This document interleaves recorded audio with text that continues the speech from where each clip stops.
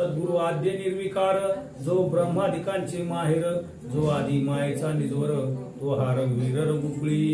अनंत ब्रह्मांडाचा करता, जो प्रलय काळाचा शासन करता, तो भरताग्रज तत्वता नंदीग्रामी राहिला.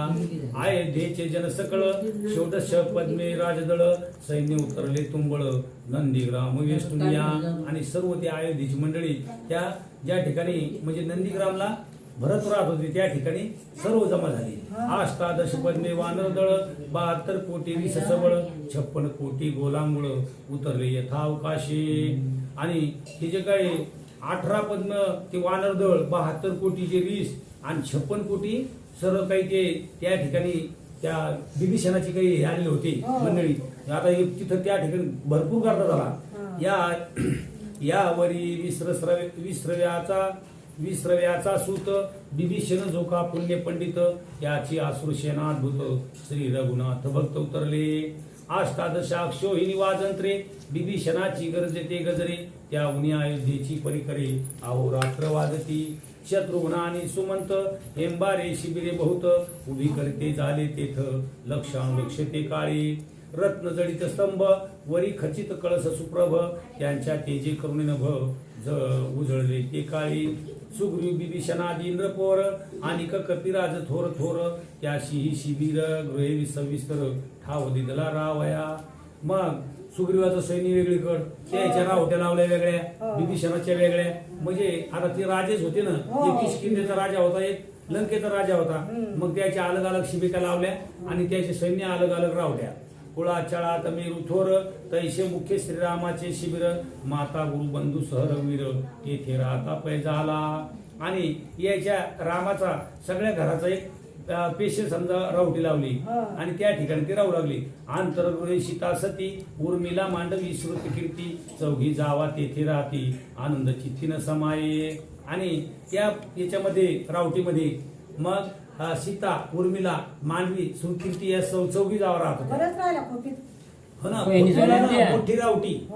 आत आला एकता रघुवीर, पातला जनक राज स्वशूर, संगी दळभारा पार, वाद्य गजरे तसे, 56 देशीचे नृपती, पावले तेव्हा शीघ्रगती, सप्तद्वीपी नवखंडी जे वस्ती, धावती करभार घेऊन या.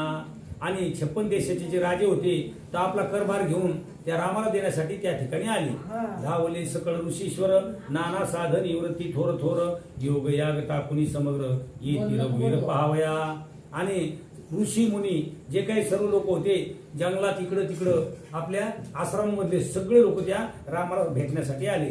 सप्तपुर्यागिरी कंदरी, नाना तीर्थी गुडविवरी, वृक्षाग्रवासी वायुआहारी, आसने जयांची नानाविध, शमदमादिक साधने, अष्टांग योग देह दंडने, नाना अट योग व्रतचरणे, सांडुनी वेगी धावती.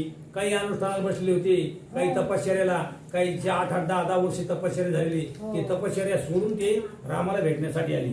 तितक्या सही रघुनंदन, उठोनी देता लिंगन, समजता सहित सीता जीवन, वस्त्र मंडपी बैसला. आणि आलेल्या सर्व जे काही मंडळी होती सर्वाला भेट देत होते. देही विदेही रघुवीर, त्याशी भेटो आला विदेश्वर, तो जगन्मातेचा पिता मिथुनेश्वर, पद्मज जनके आलिंगिला. आणि मग सीतेचे जे वडील होते जनक राजा ते सुद्धा मग रामाला भेटण्यासाठी आले, त्यांची सुद्धा भेट घेतली.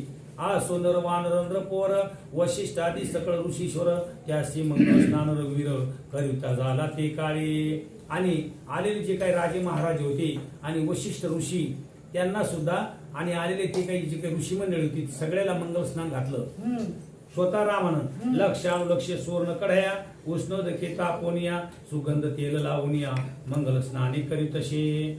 सर्वाशी वस्त्रे अलंकार, नाना रत्ने भूषणे अपार, देऊनिया जनक जावर, रघुवीर सर्वा पाठवी. सगळ्याला अत्तर तेल लावून, सुगंध तेलांना लावून आणि गरम पाण्याने त्या ठिकाणी आंघोळ स्नान करून वस्त्र दिले.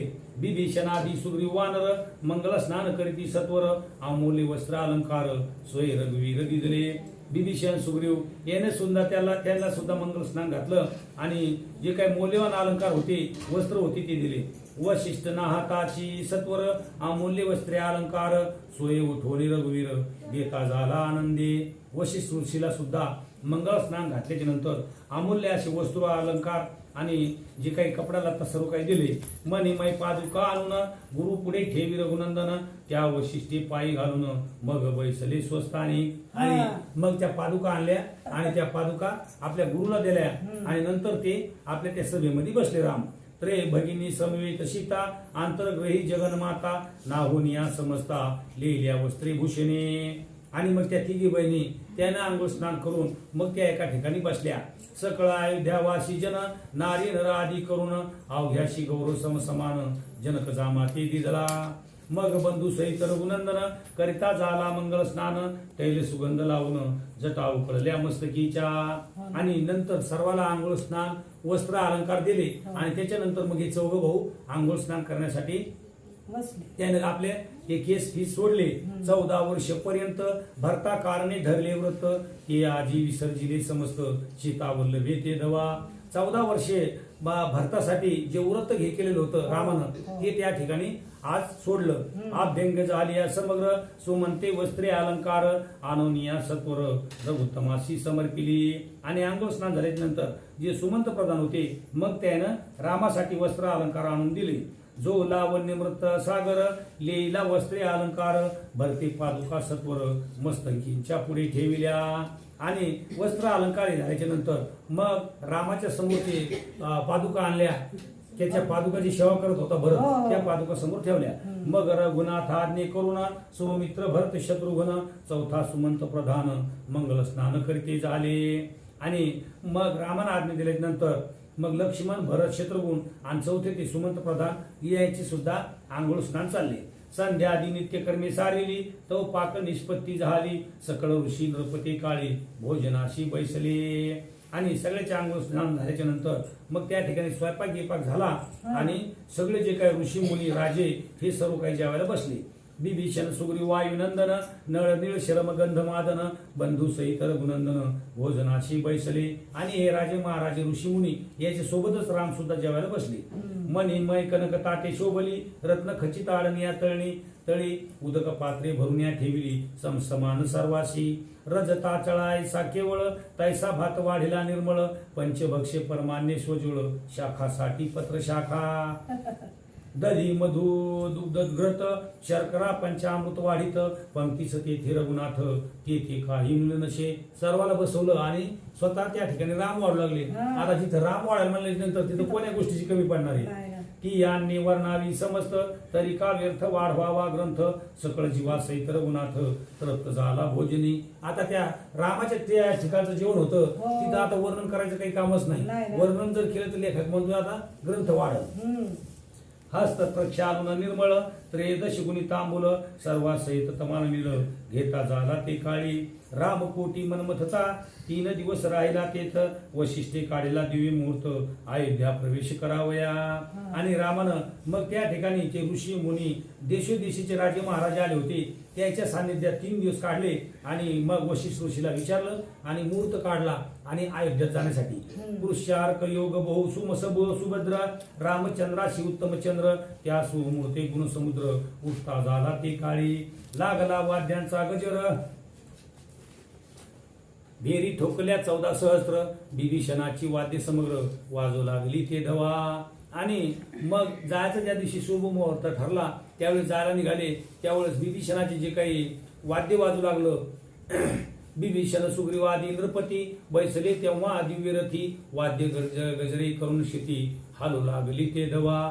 दिव्यरथी रघुनाथ बैसला तेव्हा सीते सहित, शत्रुघ्न आणि भरत चामरेवरी ढाळी ती. आणि त्या दिव्य रथामध्ये ज्यावेळेस राम आणि सीता बसले आणि शत्रुघ्न त्याच्यावर चामरे ढाळत होते, भरत आणि शत्रुघ्न सहस्रांचे सहस्त्र वेत्रधार, पुढे मार्ग करती सत्वर, नगरद्वारा जवळी रघुवीर, पावता झाला ते काळी. आणि अयोध्येत प्रवेश झाला आणि मग जे मेन द्वार होतं, वेशी होती पहिली, त्या ठिकाणी ते पोहोचले. सप्तपुर्यात अति श्रेष्ठ, अयोध्यापुरी हे वरिष्ठ, सकळ विद्या माझी सुभट, अध्यात्म विद्या जैशिका. सप्तपुऱ्यामध्ये जर सर्वात श्रेष्ठ जर म्हणलं तर अयोध्या नगरी आहे. अयोध्येची रचना ते क्षणी, कपी आसुर पाहती नैनी, देवराजपुरी उपमे उनी, अयोध्येशी तुली तापये. आणि मग ज्यावेळेस अयोध्येची जी रचना कशी होती हे त्या ठिकाणी आलेले जे काही बिभीषणाच्या सोबत आलेले त्याचं सैन्य, आसुर सैन्य आणि देव सुद्धा पाहत होते तर खरोखर त्या ठिकाणची मांडणीच वेगळी होती.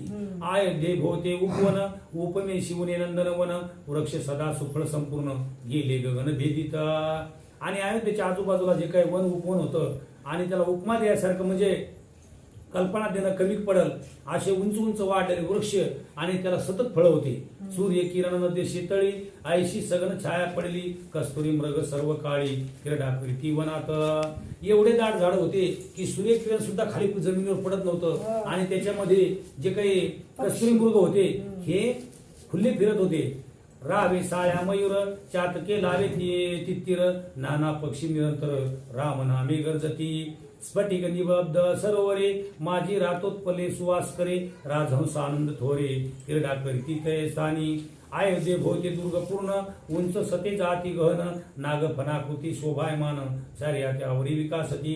आणि अयोध्येच्या भोवताली असे उंच उंच त्या ठिकाणी डोंगर होते की ओळीने जडले गंभस्ती दुर्गा वृक्ष वृक्ष विराजती ते सदा फळे निराळ भेदिती कपी पाहती समस्त.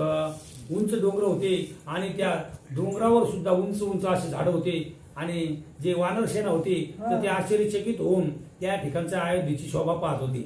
जैसे कनकाद्रीचे सुत तैसे उडे भोवते विराजत महाद्वारे लखलखित ते जामित न गणवे. आय रावतावरी देव बाळ बैसोन महाद्वारे जाईल 23-24 योजने विशाळ होत प्रोत अयोध्या. आणि ती वेशी सुद्धा अशी उंच होती की हत्तीवर बसून सहजच माणूस त्या याच्यातून वेशीतून जात होता. अयोध्येचा बाजार बहुत मृग मदाचा सुवास सुटत मठ मंडप चौबारा सोबत रत्न जडिता पूर्व हिरे यांच्या मदलसा झळकती वरी मुक्ताचे हंस नाचती पाचूचे रावे शब्द करीती घरोघरी नवल हे. विने टाळ मृदंग वाजवून लेपे करीती सुस्वर गायन रत्न पुतळ्या करीती नर्तन हस्त संकेत दावूनिया. शतखनी निर्मळ गोपुरी विशाळ खनोखनी पुतळ्या निर्मळ आणू मात्र लागता अनिळ फिरू फिरून नृत्य करीती. अवतार लेपे रत्न जडित गोपुरावरी सतेच झळकत उड्डुगनाशी हिनावित लक्षावधी चहूकडे. राजगृही अत्यंत सुप्रभ झळकती हिऱ्याचे स्तंभ निळ्यांची उथाळी स्वयंभ ज्योती घडली पाचूची. आणि जे राजगृह होतं जे काही समजा राण्याचे महाल होते भरत शत्रुघ्न राम लक्ष्मण याचे जे काही महाल होते त्याचे जे काही हे होते खांब होते तर ते हिऱ्यानं झळकत होते. सुवर्ण तुळवट लंबायमान वरी पाचूचे दांडे सघन माणिकांच्या किलच्या संपूर्ण ते जे करून लखलखती. अष्टमा सिद्धी घरोघरी नवनिधी तिष्ठती द्वारी समान बुद्धी नरनारी पुण्य राहती वर्तती. मृत्यू रोग दरिद्र दुःख दुर्बुद्धी आवर्षण पाप शोक तस्कर कापट्टी पीडा निंदक अयोध्ये माझी नशेची. त्या ठिकाणी अयोध्येमध्ये मृत्यू अजिबात येत नव्हता. रोग आणि दरिद्र पाहायला नव्हती दुःख आणि दरिद्री. आणि तिथल्या लोकांच्या मनात दुर्बुद्धी अजिबात येत नव्हती. छत्राशी एकदंड प्रसिद्ध सुमन हाराशी गुंफिता बंध सारी खेळता मारी सुबुद्ध शिवत्व द्विजानीचे. घराशी न येती ऋषी भिक्षुक तरी लोकास वाटे परम दुःख प्रजेशी साम्राज्य सुख देख देतील तेच घेईजे. आणि त्या गावातले लोक असे होते एखाद्या वेळेस जर कोणी चला भिक्षेकरी समजा जर घरी जर नाही आला तर त्याला दुःख व्हायचं आज का आला नाही म्हणून. त्रिकाळ गायी दुभती आणि समजा वाढायचा असून पुढं व्हा म्हणतात मरणाचं काम करायला तुम्ही ताजेलट पडे. त्रिकाळ गायी दुभती इच्छिले तितके दुग्ध येती यथा काळी मेघ वर्षती समयचित पाहुनिया. आणि त्रिकाळ कधी त्या गायी दूध देत होत्या कधीच आटत नव्हत्या समजा. आणि जेव्हा मनाला वाटत इच्छानुसार पाऊस पडत होता. धर्मशाळा मंडप विशाळ हिऱ्यांची लिंगे शोभती सोज्वळ आरक्त माणिकांच्या निर्मळ गणेश मूर्ती झगमगती. घरोघरी वेदाध्ययन न्याय मीमांसा सांख्य संपूर्ण पतंजली वेदांत व्याकरण हेच चर्चा होतशे. टाळ मृदंग उपांगी शीतेत कीर्तन करीती प्रेमळ भक्त राग उपराग भारे सहित साम गायन एक करीती. लास्य कला कुशल बहुत एक करीती तांडव नृत्य विद्युत प्राय ध्वज तेथ देवळावरी झळकती. चंदनाचे सडे घालुनी वाटा रंगविल्या कुंकुमे करुणी वृद्ध दशा कोणा लागुनी अयोध्ये माझी नशेची. आणि त्या ठिकाणी चंदनाचे त्या ठिकाणी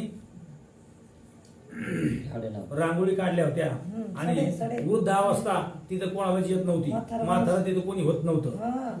नाना तीर्थाची कारंजी बहुत घरोघरी उफाळत वीरांचे मयूर धावत बिदोबिदी लवला आहे आळवाळी पाहता मंदिरे एकाहून एक सुंदरे ग्रहा प्रति गोपुरे चित्र विचित्र सोबती गल्ली गल्लीत मंदिर होते आणि प्रत्येकाचे घर एखाद्या मंदिरासारखे सुशोभित होते आसोयशी अयोध्या देखोन तटस्थ झाले वानरगण तव पूर्वद्वारे रघुनंदन अयोध्याच्या पातला असं मग जे काही बिभीषणाचं सैन्य आलेलं होतं बिभीषण सुग्रीव काही वानरसेना हे सर्व त्या ठिकाणच्या अयोध्येची परिस्थिती पाहून आश्चर्यचकित झाले महादारी गणेश सर्व सरस्वती त्यांची पूजा करून श्री रघुपती आत प्रवेशला त्वरित गती सकळ नपासहित पय आणि जे काही पूर्वेचं द्वार होतं त्या पूर्वेच्या द्वाराकडून ते प्रवेश करण्यासाठी आले मग त्या पूर्वेच्या द्वारावर गणपती होता गणपतीची त्याने आता विधी पूजा केली आणि तिच्यानंतर आत प्रवेश केला जैसा नद समुद्री मिळाला नंदन वनी भ्रमण संचारला की चतुर्मुखाचे हृदय निघाला वेद जैसा षडंगेशी की व्रत्रासूर मर्दुन निज मंदिरी प्रवेश चिरमन तेवी सकळा सहित रघुनंदन अयोध्येत प्रवेशला देवांबरी पाहती असंख्य दाटले नरपती किरीटास किरीटी आदळती रत्ने विकृती चौकडे आणि हे त्या ठिकाणी आलेला लवाजमा पाहून हे राजे महाराजे देशीचे आणि सुग्रीवाचं सैन्य विभीषणाचं सैन्य हे सर्व त्या ठिकाणी आले हा सोहळा देव वरून पाहू लागले स्वर्गात त्या अयोध्येच्या समस्त नारी त्या देवांगना हुनी सुंदरी रत्नदीप घेऊन या करी व वाळू आल्या रामाते आणि त्या अयोध्येच्या सर्व ज्या स्त्रिया होत्या त्या देवांगनापेक्षा सुंदर होत्या आणि आपल्या हातामध्ये ताट घेऊन त्या रामाला ओवाळण्यासाठी आल्या लक्षानुलक्ष नगर ललना म्हणती राघवा चिन्मय लोचना जय लाभ तुझ्या चरणा जवळ्या खंडास होत म्हणून आपुल्या गोपुरावरुणी ओवाळी ती सकळ कामिनी राका इंदू हुनी वदनी प्रभावी शिविराजे त्याकडे पाहून रघुनाथ सुमंतास भ्रूसंकेत दावित तो त्याशी समजला अर्थ जे का हृदयत रामाचे आणि आपापल्या घरून मग त्या ओवाळू लागल्या आणि मग त्या सुमंताला संकेत केला वस्त्रे अलंकार आणूनी तात्काळ गौरविल्या कामिनी तो नगर लोक धावले ते क्षणी मंडप घसणी झाली आणि वस्त्रालंकार आणायला लावले त्या सुमंत प्रधानाला आणि प्रत्येकीनं जिनं ओवाळलं तिला ते वस्त्र द्यायची तयाशी वेत्रधारी मारित ते दृष्टी देखून रघुनाथ तात्काळ परते केले दूत म्हणे जन सर्वत्र येऊ द्या आज्ञा होताची जाण जवळ आले सकळ जन पाहून या श्रीरामाचे वदन चरणी मिठ्या घालिती आणि जे काही सेवक होते सेवक मग रामाला जवळ येण्यापासून दूर लोटत होते लोकांना रामानं काय सांगितलं किंवा ते आज्ञा दिली सर्व लोकांना येऊ द्या माझी भेट घेऊ द्या आणि ज्यावेळेस आज्ञा मिळाली त्यावेळेस सर्व लोक आले आणि प्रत्येकाने इच्छेनुसार दर्शन घेतलं लक्षोन या श्री रघुनाथा नारिता किती वरी अक्षता एक निंबलोन तत्वता मुखावरून उतरिती एक म्हणती तुझ वरून राघवा जाऊ ओवाळून एक म्हणती हे वदन पुन्हा दृष्टी पडेना दिव्य सुमनांचे संभार वरुण वर्षती सुरवर असो जगदवंद रघुवीर निज मंदिरी प्रवेशला आणि असं त्या ठिकाणी सोहळा चालू असताना वरून देवानं काय केलं रामावर फुलाचा वर्षाव केला आणि असं वाजत गाजत त्या ठिकाणी ते आपल्या मंदिरामध्ये गेले जाऊन अंतरगृहात पुष्पांजली देवास समर्पित राजयाच्या सेना समस्त अयोध्या प्रदेशी उतरल्या आणि मग मेन त्या महालामध्ये गेल्याच्या नंतर जी काही देव्हारा असतोय देव्हाऱ्यावर गेली आणि फुल टाकली आणि दर्शन घेतलं त्या देवाचं अष्टादश पद्मी वानर उतरले लंकेचे आसुर तितक्याशी आदर उपचार सुमंत शत्रुघ्न करिता की आणि एवढं जे काही सैन्य होतं त्या ठिकाणी सर्व उतरले होते या सर्वांची सेवा सुमंत प्रधान आणि शत्रुघ्न हे दोघ जण करत होते विभीषण सुग्रीव राजे सकळी ते सदा असती रामाजवळी वशिष्ठे सामग्री सिद्ध केली राज्यपदाची ते धवा सुग्रीव आणि जे विभीषण आणि जे काही राजे होते ते सतत रामाच्या सोबत राहत होते आणि वशिष्ठ ऋषीनं सर्व काही त्या ठिकाणी राज्यपदाची जी सामग्री लागती त्या ठिकाणी पूर्ण तयारी केली श्वेत चामर श्वेत छत्र श्वेत गज श्वेत तुरंग थोर चतुसमुद्रीशी आणले निर पंचपल्लव सप्तमृतिका सभा मंडप दीप्यमान तेथे मांडले दिव्य सिंहासन मिळाले सकळ विद्वजन आणि नरपती सर्वही आणि मग त्या ठिकाणी सर्व जे साहित्य लागते सात नद्याचं पाणी आणलं आणि सर्व काही साहित्य जमा केलं आणि सगळे राजे महाराजे आणि ब्राह्मण बोलवले की त्याचा राज्याभिषेक करण्यासाठी. वशिष्ठ म्हणे राजीवनयना जलज गात राजा जानकी जीवना जगदवंद्या अनंत सदना राज्य आता अंगीकारी. आणि वशिष्ठ ऋषीने सांगितलं की बाबा आता तुम्ही या राज्याचा अंगीकार करा, ह्या गादीचा अंगीकार करा. भरत सप्रेमी बोले 14 वर्षे तप केले ते आज शीघ्र काळे सुफळ झाले पाहिजे. आणि भरत सुद्धा त्या ठिकाणी बोलू लागले 14 वर्ष जे तप केलं तर माझं त्या ठिकाणी फळाला आलं म्हणे. सिंहासनी बैसावे आपण मग अक्षय भांडारे फोडून द्रव्य याच काशी देईन ब्रह्मानंदी करून या.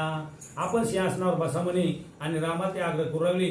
आणि नंतर मग सर्व ते जे भांडार फोडील म्हणे आणि ज्याला जे लागल ते म्हणे ते जे याचक जने त्याला मी खुश करीन म्हणे दान द्रव्य देऊन.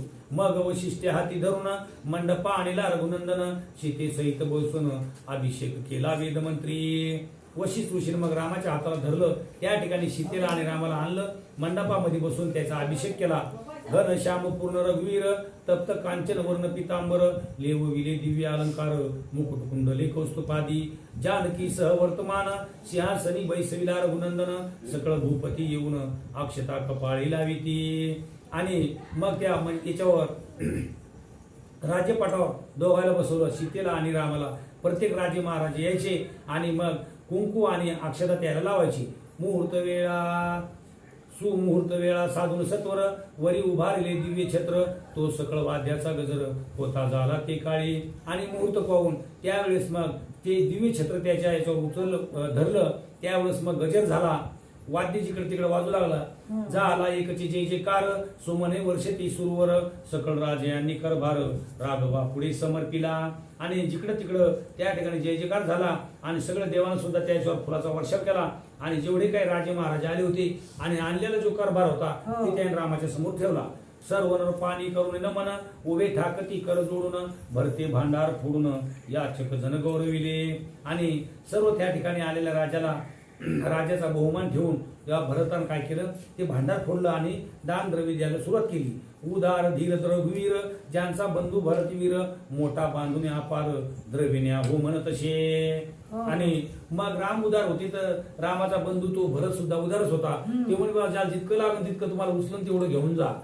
पुरे पुरे हेची मात याचक बोलती समस्त हय गजरत्न्या अद्भुत दिदले बहुत याचका गोदाने भुदाने अपार जे वेदी बोलिले साचार तितके देवणे द्विजवर सुखी केले ते काळी. आणि काहीला गाई दान दिल्या, काहीला जमिनी दान दिल्या आणि काही नको नको म्हणून लागले तरी बळजबरी दिलं. आहे 6 दिनपर्यंत 16 होत अद्भुत कळा पात्रे येऊन तेथ विद्या दावित रामा पुढे. आणि असं ते जे सुख सोहळा चालू होता राज्याभिषेकाचा 16 दिवस चालू होता. लक्ष्मण आणि भरत शत्रुघ्न आणि सुमंत युवराजे याते देत श्रीरामनाथ ते समयी. आणि नंतर लक्ष्मण भरत शत्रुघ्न यायला जे काही युवराज पद असते ते रामानं दिलं. वस्त्रे भूषणे देऊन चौघे केले मुख्य प्रधान तुमच्या अनुमती करून राज्य चालविन राम म्हणे. आणि वस्त्र अलंकार त्याला दिलं आणि त्या चौघाला सुद्धा असं सांगितलं की बाबा तुमच्या अनुमतीनंच राज्य चालविन म्हणे मी. हा सुदिव्यान्य निर्मुन सकळ रायाशी दिदरे भोजन वस्त्रालंकारी पूर्ण शेने सहित गोरविले. असं त्या ठिकाणी मग सर्वाला काही अन्न भोजन दिलं, सर्वाला खुश केलं ज्या आलेल्या सेनेसहित राजे महाराजे सुद्धा. मग श्रीरामाची आज्ञा घेतली सेनेसहित सकळ नरपती स्वदेशाप्रती तेव्हा जाती गुणवर्णिती राघवाचे. आणि 16 दिवस असा सुख सोहळा चालू असताना मग शेवटी मग सगळ्यांनी निरोप घेतला आणि राजे महाराजे रामाची आज्ञा घेतली आणि तिथून निघाले. सुग्रीवानी विभीषणास रामी राहविले एक मास नित्य भोजन पंक्तीस नाना विलास सोहळे पै. आणि सुग्रीव आणि विभीषणाला मात्र मग रामानं आपल्याजवळ किती 1 महिनाभर ठेवून घेतलं आणि सोबतच राहायचे, सोबतच जेवण खाऊन करायची. सिंहासनी बैसता रघुनाथ बंधू भोवते आनंद भरित भक्ती रसे शत्रुघ्न भरत चामरेवरी वारिती तो गवाक्षद्वारे ते समयी अवलोकिती झाली कैकई म्हणे त्रिभुवनी शोधिता पायी आभागिनागी भरतायसा. आणि राजे त्या ठिकाणी सिंहासनावर बसलेले आणि भरत त्याच्यावर चामडे ढाळत होता. आणि मग हे पाहिलं गुपचूप कोण कैकईनं म्हणे या त्रिभुवनात म्हणे भरतासारखा आभागी कोणी नाही म्हणे. राज्य घेतलं नाही आणि रामावर चामडे ढाळायला लागला.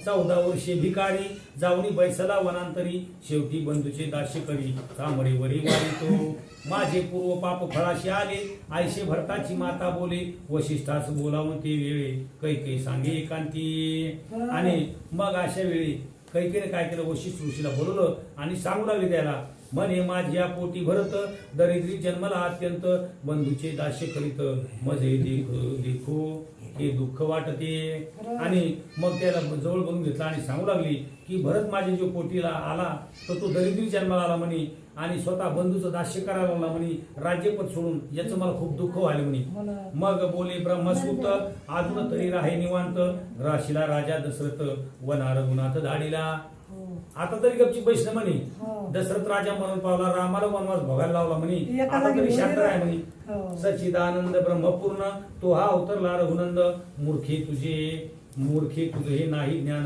अद्यापिका कळेना अरे तुला राम मनुष्य रूपामध्ये दिसतो म्हणे पण तू देवाचा अवतार आला मिळतो जन्माला इथं तर तू एवढं तरी समजून घे म्हणे असा मूर्खपणा तू करू नको म्हणे आता तरी तुला कळू दे काही जे ब्रह्मादी देवाची धैर्य मूर्ती हृदय ध्याता पर्णापती हृदय कमळे वाहते सनकाधिक प्रीतीने पुराण पुरुष रघुनंदन त्याचे भजनी लावी मन आपुली युक्ती ठेवी झाकून नसती वचने बोलू नको राम हा पुराण पुरुष म्हणे ईश्वरी अवतारे तर तू काय कर त्याच्या नामस्मरण भजन कर त्याच्या भजनामध्ये लीन होय म्हणे आणि तुझी जी युक्ती आहे म्हणे ही आता बाजूला ठेव म्हणे आणि असं वाईट उक्त काही बोलू नको म्हणे आता तुझ प्रती सांगावे ज्ञान जैसे काणना माझी रोदन की बधिरा पुढे गायन लसणी कर पुरघाशीला तुला ज्ञान सांगणं म्हणजे एखाद्या जंगलात आरडाओरडा केल्यासारखं आहे म्हणे बोलून चालून तुला सांगून काही उपयोग नाही म्हणे त्याचा तुला सांगणं म्हणजे एखाद्या बाहेरपाशी बोललेलं आहे पुष्पवाटिकेत पलांडू उपजला परी तो गुण न सांडे आपुला नित्य दुग्धे वायस दुधला परी कृष्ण नव जाये कावळ्याला किती दूध जर धुतलं तर त्याला काय हंसाचा काय कलर येणार आहे का शर्करेचे आळे केले माझी निंब बीज पेरिले परी शेवटी कडू येती फळे व्यर्थ गेले कष्ट सर्व आता तुम्ही लिंबाच्या झाडाला जर साखरेचं आळ जरी घातलं तर त्याला येणारे जे फळ आहे तर ते कडूच लागणार आहे ते काय गोड थोडं होणार आहे खापरास परीस घासता परी सुवर्ण नव्हेची तत्वता ही दुग्धा माझी हरळ घालिता मवाळ नव्हे कल्पांती तैसे तुझ प्रती जे जे शिकविले ते सर्व ही व्यर्थ गेले आता स्वस्त राहून उगले चित्त ठेवी रघुनाथी तुला केवढं जर समजा ज्ञान जर सांगितलं तर तुला सांगितलेलं ज्ञान सगळं व्यर्थ आहे म्हणे आता तुला सांगून काही उपयोग नाही आता तू शांत राहा म्हणे आयशेशी कुणतीयशी बाहेर आला वशिष्ठ ऋषी यावरी विभीषण सुग्रीवासी निरोप देत श्रीराम एवढं त्या ठिकाणी त्या कैकेयीला बोध केला आणि मग नंतर ते बाहेर आले त्यावेळेस मग राम विभीषणाला आणि सुग्रीवाला त्या ठिकाणी निरोप देत होते ते जाण्यासाठी निघत होते वानराशी श्रीराम म्हणे भोजन करून गमन करणे ते केले मान्य वचन अवश्य म्हणती ते दवा ते निघाले होते पण त्या वानर सेनेला रामानं सांगितलं की बाबा जेवण खाऊन करून जा तर त्याची आज्ञा मान्य केली त्यानं ते दिवशी मोठा सोहळा मिळवणी द्विजांचा मेळा वानरा सहित सकळा भोजन विधी आरंभिला आणि त्या दिवशी मग मोठा सोहळा आरंभ केला त्या ठिकाणी सगळे ब्राह्मण वानर सेना याच्या सर्वांची जेवणाची व्यवस्था केली प्रेमाची या गंधाक्षता लावी सर्वा सरशी जोद्भोबिता सुमन माळा तत्वता अर्पित समजता आदरे आणि त्याला गंध अक्षता घालून सगळ्याला काही फुलाच्या माळा घालू लागले राम चैतन्य परिमळ द्रव्य बहुत सर्वास चर्चिली शोभिवंत आत्तर धूप दीप यथार्थ करुणी भोजना बैसविले सगळ्याला मग त्या ठिकाणी जेवायला बसवलं श्रीराम गृहीचे दिव्यान्न त्या सुवासा लागी वेधून वसंत करी प्रदक्षिण इच्छा भोजन तिथीचे त्या अन्नाचा सुवास भोवत स्वर्गी देवा सावंतू जात निबुंद लाळ घोटीती समस्त श्रीराम पंक्तीस जेवावया आणि त्या ठिकाणचं जेवण जेवण्यासाठी देव सुद्धा लाळ घोटू लागले त्याची सुद्धा इच्छा होऊ लागली की या ठिकाणी रामाच्या पंक्तीला जाऊन जेवावं बैसावया सुवर्ण पाट मांडिले दिव्य रत्नाचे ताट जडित आडनियांचे प्रकट दिव्य तेज चौकडे सुगंध उदके भरुनिया जवळी ठेवल्या जडित झारिया पात्रा प्रति शोभती समया लावून हा रत्नदीप त्या ठिकाणी प्रत्येकाला पाठ प्रत्येकाच्या ताटासमोर रांगोळी काढलेल्या आणि त्या ठिकाणी पाण्याने झाड्या भरलेल्या आणि समय लावलेल्या प्रत्येकाच्या ताटासमोर प्रथम विश्वास संपूर्ण तेचा आधी वाढिले लवण विरक्तीची मिरवमुडे जाण नाना साधने त्याची शाखा सत्कर्माची या कोशिंबिरी वाढल्या नवविध भक्तीच्या श्री निश्चय शर्करा त्यावरी आयशा परी शुभ्र दिशे निज बोधाचा भात पूर्ण अक्षय शांतीचे वरीवरांना तेथे आभेद वडे करून नाना परीचे वाढिले पूर्ण प्राप्तीचे मांडे थोर भूत कृपेच्या घाडिया सुकुमार तेलवरिया गोडपुऱ्या अपार मिष्टायशी वाढिली सत्वघृतात तळुण गुळवरिया अंतरी गोड पूर्ण क्षमाफिनिया शोभायमान समसमान सर्वाशी आणि सगळ्याच्या ताटात जेवढं काय असं समसमान वाढ होती. विवेक पापड सांगले वैराग अग्निवरी भाजिले विज्ञानतेची अमृत फळे वाढिली केळे सत्वाची सर्वाभूती समता चोखडी तेच चमचमीत वाढिली कडी सज्जन शांती तिची गोडी वेदांत शास्त्र वेतेजे मुख्य गुरु कृपेचे घृत त्याविने अन्न विरस समस्त प्रेमे करून सद्यस्तप्त शुद्ध करिता अन्ना ते जेवणार बैसले अद्भुत स्वानंद जळे पाते प्रोक्षित देहबुद्धीच्या चित्रावती तेथ पात्रा बाहेरी घातल्या 6 गायत्री जपोनी देहबुद्धी नावे सोडले पाणी निवृत्ती आपोषण घेऊनी रामस्मरणी गर्जिनले पंच प्राणाच्या प्राणाहुती योगाभ्यासा आदि करीती शिखेची कामग्रंथी सत्वर सोडिती निज हस्ते निराभिमान संपूर्ण तेनेच केले करक्षालन नेत्राशी लाविले जीवन जगत जीवन सर्व दिशे श्रीराम भक्त सुधाक्रांत स्वाद घेऊनी प्रीतीने जेवित पद्मासन घालून निश्चित ग्रासा मागे ग्रास घेती भव रोगे जे व्यस्थित नाही भाव सुधा पोटात ते टकमका उगेच पाहत ग्रास एक न घेऊये हा आणि जे काही समजा जे भवरोगानं ग्रासलेले होते ते मात्र एक घास बी घेऊ शकत नव्हते. चंद्रोदयी द्रव्य सोमकांत इतर पाषाण कोरडे समस्त तैसे श्रीराम पंक्तीस जेविले भक्त अभाग्या प्राप्त कैचे त्या अभाग्याला काय भाग्य भेटणार आहे त्याच्या काय भाग्यात असणार आहे ते म्हणजे भाग्यवान होते ते मग त्या ठिकाणी रामाच्या पंक्तीला जेवले. आयशे जेवी ती आनंदे नामे गरजती महाशब्दे भावे चर्चा करती ऋषी वेदे त्याचे स्मरणे करून या जय देवी संपत्तीने सभाग्य होती तेच राघव पंक्तीस जेविती तृप्तीचे ढेकर देती ब्रह्मानंदे करून या. ते सुद्धा रामाच्या पंक्तीत जेवायला भाग्य पाहिजे जे भाग्यवान होते ते जेवायला बसले. जय त्रिभुवनपतीची राणी वाढी जानकी त्रिजगज्जननी तेथे शून्य न्यून पदार्थाची कहाणी कदा काळी पडेना.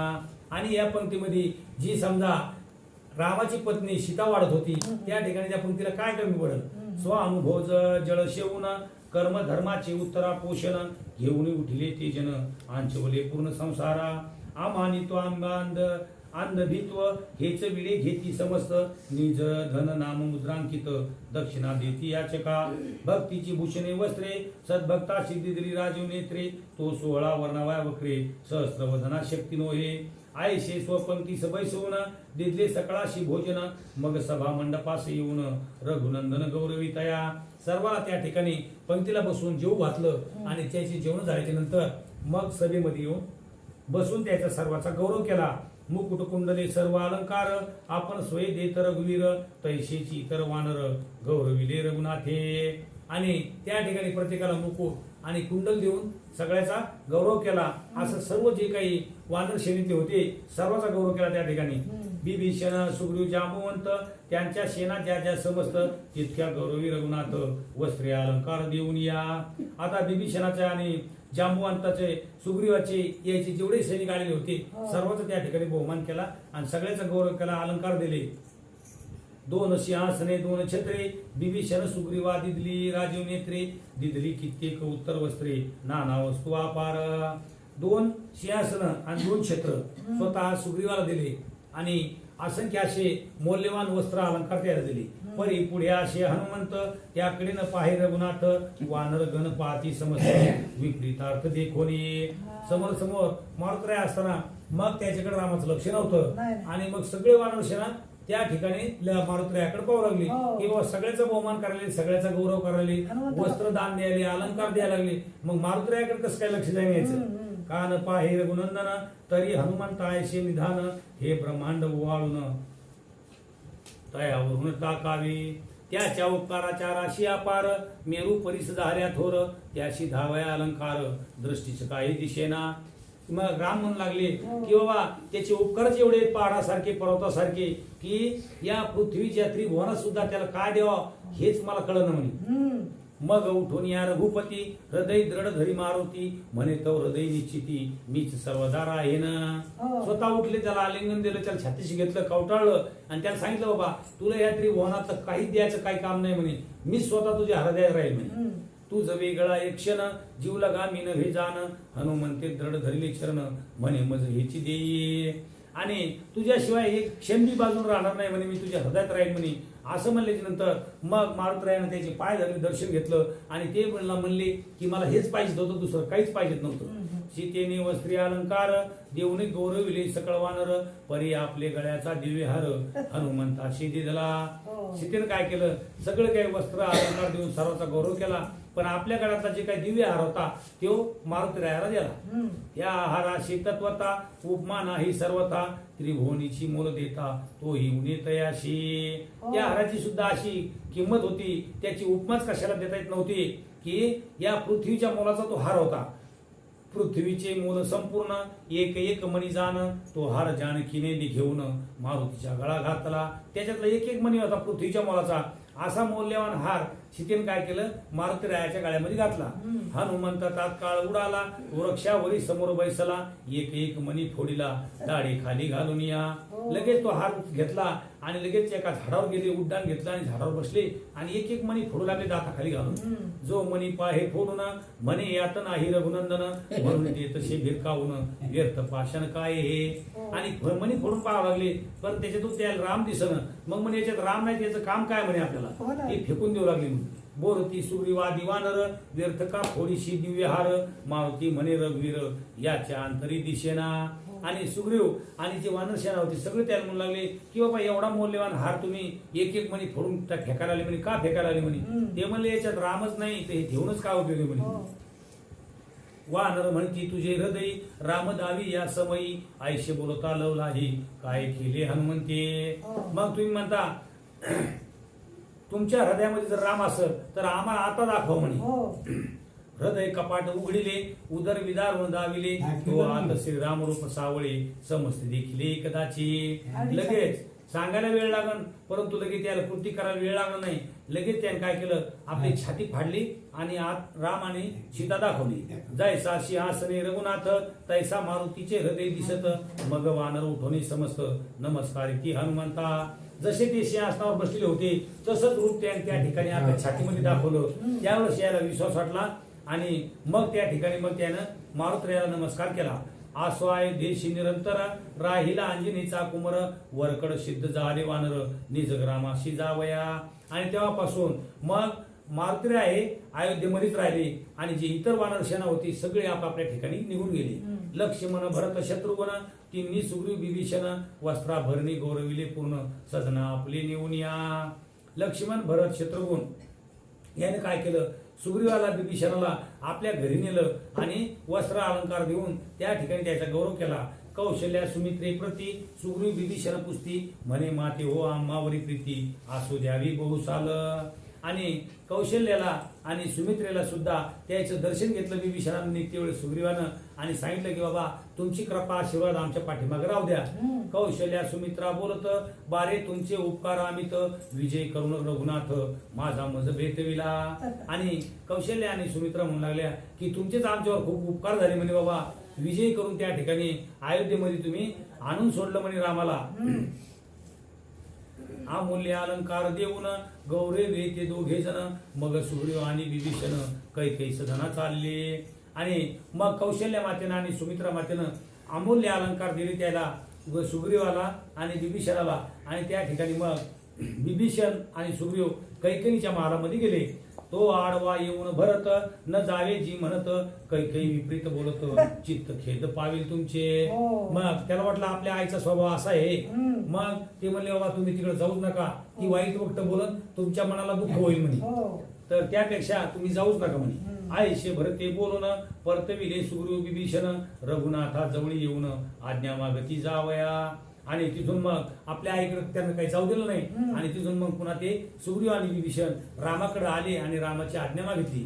उभे राहिले जोडून कर सर्वांच्या अश्रुनी भरले नेत्र म्हणती राघवा निरंतर सर्वथा मान विसरावे. आणि निघते वेळेस रामाला ज्यावेळेस त्याने सर्वांना निघते वेळेस हात जोडले तर सगळ्याच्या डोळ्यामध्ये आसू आले होते आणि विनंती करू लागले की बाबा आम्हाला कधी विसरू नका असं ते रामाला म्हणू लागले. वनीचे राज्य टाकावे रामा तुझं जवळीच नित्य राहावे परी हे प्रार्थना नाही बरवे ओढून नेते बळेची. आणि सर्व त्या ठिकाणी सुग्रीव विभीषण जांबुवंत हे सुद्धा म्हणू लागले की बाबा आम्हाला ते तिकडचं जे राज्य आहे हे सर्व सोडून तुमच्याच पशी राहावं वाटायला लागले परंतु हे असं होऊ शकत नाही म्हणे आम्हाला आमच्या राज्यामध्ये जाणंच आहे. तिथल्या जी काही जनता असन जिथे काही लोक असतील त्याच्या सेवेसाठी आम्हाला तिथे जाणं आहे. काय आठवावे उपकार जन्मोजन्मी न पडावा अंतर तुझे बोल गोड निरंतर राघवा हृदय आठविती स्पंद स्पंदोनी दोघे जण बोलती सुग्रीव विभीषण मग म्हणे रघुनंदन तुमच्या हृदयी वशे मी. आणि त्याला तिथून शहर सोडून जावाच वाटणं आणि हुंकरून हांबरून रडू लागले ते सुग्रीव आणि विभीषण आणि तिथून त्या निघावच वाटणं. मग राम सुद्धा त्याला काय म्हणले की बाबा मी तुमच्या सुद्धा हृदयात सतत राहील म्हणे. मग उठून या रघुनाथ दोघांचे मस्तकी ठेवी हस्त मग सवे घालून सीताकांत निगती झाले ते काळे. आणि मग त्या ठिकाणी स्वतः राम उठले आणि त्या दोघांच्या डोक्यावर हात ठेवला आणि त्या ठिकाणाहून ते निघाले. तयाशी बोळवित रघुवीर गेला अयोध्ये बाहेर मग सर्व वानरी नमस्कार रघुनाथाशी घातला. आणि त्या ठिकाणी वाट लावत लावत मग त्या अयोध्या नगरीच्या बाहेर आले. सगळ्याचा त्या ठिकाणी नमस्कार केला निरोप घेतला. विभीषण सुग्रीव जांबुवंत नळ नीळ शरभ वाळे सुत ही साष्टांग नमून रघुनाथ जाते झाले ते काळे. आणि त्या ठिकाणी विभीषण सुग्रीव जांबुवंत नळ नीळ शरभ आणि अंगद हे सर्वांनी साष्टांग नमस्कार घातला रामाला आणि तिथून ते निघाले. दक्षिण पंथे चालिले त्वरित मागुती राघवाकडे पाहत तेथुनी नमस्कार घालित सद्गद चित्ती होऊन या. बरेच लांब जाऊस्त ते रामाकडे पाहत होते आणि वारंवार नमस्कार घालत होते. मग पवन वेगी करून कपी आसुर निघाले तेथून किष्किंधेस सूर्यनंदन राहिला कपी समवेत. आणि मग रामाचा निरोप घेतल्यानंतर वारेच्या वेगाने त्या ठिकाणाहून ते निघाले. मग सुग्रीव हा किष्किंधा नगरीमध्ये आला आणि आपल्या सैन्यासोबत राहू लागला. येणे विभीषण गौरवीला मग घेऊन आसुर मेळा रावणानुज लंकी आला स्वस्थ राहिला निजस्थानी. आणि मग विभीषण सुद्धा त्या किष्किंधा नगरीमध्ये एक दिवस राहिले आणि दुसऱ्याच दिवशी मग तिथून ते सुद्धा लंकेला जाण्यासाठी निघाले. इकडे अयोध्येशी रघुनाथ बंधू सहित राज्य करीत पृथ्वी संपूर्ण आनंद भरित दुःख किंचित आशेना. आणि इकडे सुद्धा राम लक्ष्मण आणि भरत शत्रुघ्न हे सुद्धा आनंदात राज्य करत होते. दुःख मात्र त्या ठिकाणी कशाच नव्हतं. 11 सहस्त्र वर्षेवरी अयोध्यानाथ राज्य करी लोक सर्व धर्माधिकारी पापतील भरी आशेना. 11,000 वर्षे रामानं त्या ठिकाणी अयोध्या नगरीमध्ये राज्य केलं आणि तिळ मात्र त्या ठिकाणी सर्व लोक आनंद होते आणि पाप तिळभर सुद्धा तिथं होत नव्हतं. अवतार हरी उदंड धरी परी बहुत सुख राम अवतारी 11 सहस्त्र वर्षेवरी अक्षय राज्य चालविले. 11,000 वर्षे असं त्या ठिकाणी रामराज्य रामानं चालवलं. जरा मृत्यू दुःख दरिद्र राज्यात नाही अनुमात्र सीते सहित राजीव नेत्र ब्रह्मानंदे वर्त तसे. वशिष्ठ विश्वामित्र अगस्ती आणि ऋषी जैसे गंबस्ती अयोध्ये माझी सदा वसती जनक जापतीचे समीप. आणि वशिष्ठ विश्वामित्र अगस्ती आणि आणखी काही असे ऋषी होते ते सतत रामाच्या सानिध्यात रामाच्या सोबतच राहत होते. अगस्तीच्या मुखे श्रवण नित्य करी रघुनंदन सदा तृप्त याचक जन राघव दर्शन घेताची. अगस्तीच्या मुखामधून नित्य नामस्मरण चालू होतं. त्या ठिकाणी सुरस राम विजय ग्रंथ उत्तरकांड कथा अद्भुत राज्य बैसला राजीव नेत्र धन्य कार्यार्थ सुरसहा. आणि आता या ठिकाणी या अध्यायामध्ये उत्तरकांड संपलेलं आहे आणि रामाना राज्याभिषेक झाला. राम राज्यावर बसले. राम विजयाचे एक आवर्तन करी संपूर्ण पापाचे दहन आणि शत्रू पराजय पूर्ण श्रवण करिता होतशे. राम विजयाचं एक आवर्तन म्हणजे समजा हे जर लावला समजा ग्रंथ याचं जर एक आवर्तन म्हणजे एकदा जर वाचला तर त्याचा म्हणजे फायदा तुम्ही केवढं जर पाप केलं तर पापाचं दहन होईल आणि शत्रूपासून तुमचा विजय होईल. ज्ञानाशी होय ज्ञान निपुत्र संतान भवरोग जाई विरून भावे कृण परिषता.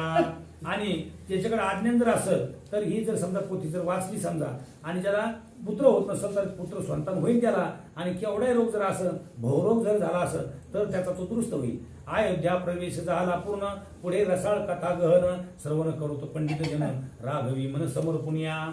अयोध्या पूर्वाशिया रामा, श्री ब्रह्मानंदा कल्याण धामा, श्रीधर वरदा पूर्ण कामा, नामा नामा तिथी तू. स्वस्ती श्रीराम विजय ग्रंथ सुंदर, संमंत वाल्मिकी नाटकाधार, सदा परिशोध भक्त चतुर, षड्विशंती तमाध्याय गोडा. श्री गोपाल कृष्ण भगवान की जय.